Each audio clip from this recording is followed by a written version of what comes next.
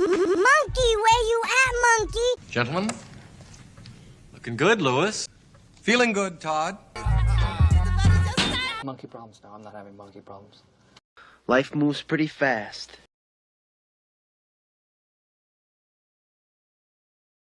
If you don't stop and look around once in a while, you could miss it.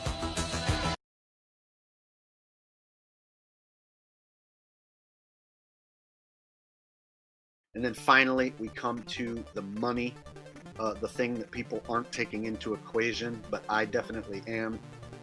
Who does Las Vegas want to host? Do they want the most people they can possibly get, or the least people they can get? Do they want the most bets or the least bets? What is Las Vegas all about? They're all about making money. And so, beings, professional sports are scripted to beat the sports gamblers. Las Vegas is the mecca of sports gambling. I think they're going to want a matchup that is juicy, that's going to draw a ton of people and a ton of bets. And most importantly, they want to slam pack every room in Vegas. They want to sell out every Super Bowl watching party. They want that ticket to be worth as most money as absolutely possible. The 49er fan base is gigantic and they're rabid. Francisco Vasquez and his fiancée Veronica Lopez tell me they had so much faith in the 49ers making it to the Super Bowl, they booked their airfare to Las Vegas 3 weeks ago. And then you get your underdog in the Lions.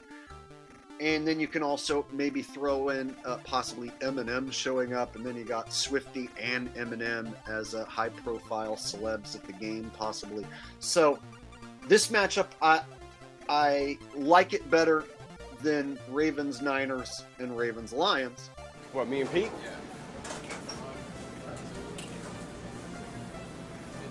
Oh, what up, man? How you doing? Good to see you, man. So the people who watch the Super Bowl aren't always hardcore fans. A lot of them are just regular run-of-the-mill people who are just watching because it's the Super Bowl. And so they're not going to recognize a lot of these players that the hardcore fans know and love. And so your common everyday TV watcher who doesn't follow every game and isn't a huge fan, they know who Patrick Mahomes is, but they don't really know who Jared Goff is. They don't even really know who Lamar Jackson is. So yes, perhaps the Lions should remain. My first week as a football fan didn't go well. So another reason I said why I don't like Ravens-Lions is the money situation. So there's a lack of star power, in my opinion. The Lions don't have enough stars. Lamar isn't really that big name of a quarterback as far as common, regular Super Bowl watchers go. According to ESPN football analyst Ryan Clark, Lamar Jackson had a chance to be the first authentic black quarterback to win a Super Bowl. Don't take my word for it. Listen to Ryan Clark. This is the biggest moment of Lamar Jackson's entire career. And let's be real, Lamar Jackson is playing for more than himself. And I know we've had the Doug Williams win Super Bowls, Patrick Mahomes, we've had the Russell Wilsons, but Lamar Jackson is different from all of them. Lamar Jackson has gone against the status quo, gone against the familiar since the moment he was drafted by not choosing an agent and staying with his mother, allowing her to be part of his representation by the hair he wears, by the way he talks, by the way he plays. This is bigger than Doug Williams. And I don't think Las Vegas wants to have the first ever Super Bowl in their city with two East Coast teams that won't draw as much money as the other matchups.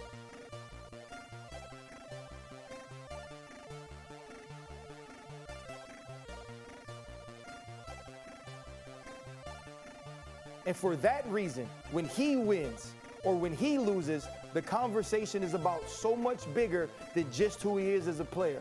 So this is imperative that Lamar Jackson not only wins this game, but he wins the Super Bowl, because it's an entire culture on the back of that jersey, not just the name Jackson.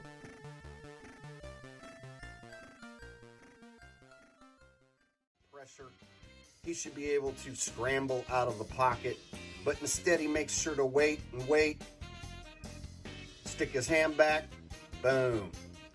So I would say that Lamar knew that he was going to get stripped right there, and he made sure to dance around and wait for the guy to get there. But I said it before, man.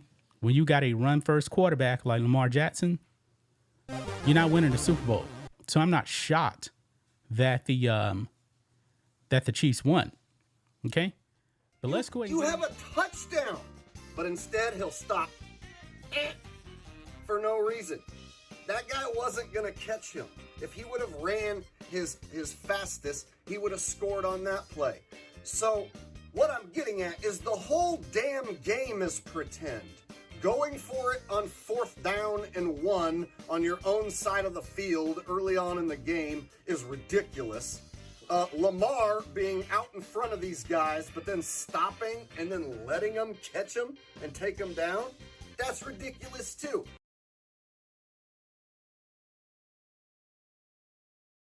Life moves pretty fast. At least Taylor won. We have that. Oh, Oh, yes. really? No, that's okay. Taylor Swift is bigger than Patrick Mahomes in the Super Bowl. Chiefs Niners is checking all these boxes, and let me continue to check them for you. The 49ers have a star-studded cast. They have, defensive superstar with Bosa. You got the little white running back who can't be stopped. The greatest little white running back of all time, Christian McCaffrey.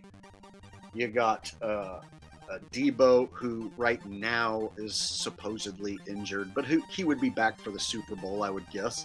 Kittle trying to start shit about Kelsey, which I'm sure he'll do in some way. That's good stuff. I mean, there's great players. McCaffrey, you got the Hall of Famers in this for sure. And so you just got so many pieces on the Niners that they can interview the week before the Super Bowl. They like to do all the hype, Super Bowl hype in the week before the Super Bowl and all those interviews with the players. And the Niners have no shortage of recognizable faces. Niners faithful gearing up for that showdown following a historic comeback. Many fans hoping to witness that big game in person, but they will have to pay up. And getting the absolute most money and the most bets on Niners Chiefs. More so than any of the other matchups, even more so than Ravens and Niners.